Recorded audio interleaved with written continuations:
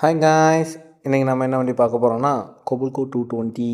அந்த வண்டியில் என்னென்ன வேலை இருக்குது, ஸ்டிக்கு, கனெக்டிங்கு, பக்கெட்டு எல்லாமே பின்னு புஷு பார்த்து நீட்டாக மாட்டியாச்சுங்க. அதுக்கப்புறம் எப்பயும் எல்லா வண்டிக்கும் பண்ணுறது தான் இந்த வண்டியில் செக் பண்ணோம். ஜென்ரல் செக்கிங்கில் என்னென்ன வந்துடும் அப்படின்னு பார்த்தோம்னா எல்லா பெல்ட்டுமே செக் பண்ணிடுவோம். ஏசி பெல்ட்டு, ஃபேன் பெல்ட்டு எல்லாமே செக் பண்ணிவிட்டு எல்லா ஆயிலும் செக் பண்ணிடுவோம். Gear oil, engine oil, hydraulic oil, coolant oil உட்பட மெயினாக அதை செக் பண்ணணும். ஏன்னா வெயில் அப்படி. அடுத்து இந்த வண்டியில் என்ன பார்த்தோம்னா செயின் வேலைங்க. செயின் வேலைன்னா மொக்கம் அந்த அளவுக்கு டைட்டுங்க. அதாவது ஒரு 300 350 பின்னு புஷ் எந்த அளவுக்கு டைட் இருக்கணுமோ அந்த டைட் இந்த வண்டியில் இருக்குது. செம்ம ஹெவி, குட் ப்ராடக்ட்டுங்க. அடுத்து வந்து செயின்ஸ் ப்ராக்கெட்டுங்க. செயின்ஸ் ப்ராக்கெட் வந்து பார்த்துக்கிட்டோம்னா இந்த வண்டியில் வந்து புது ஸ்ப்ராக்கெட்டு ஒரு சின்ன கம்ப்ளைண்ட் இருக்குது. அதையும் ரெடி பண்ணி போட்டாச்சு.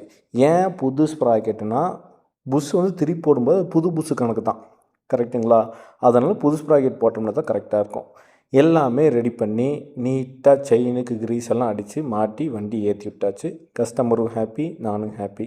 வீடியோ பார்த்துட்டு மறக்காமல் லைக்கு, கமெண்ட்டு, ஷேரு மெயினாக ஃபாலோ பண்ணிடுங்க.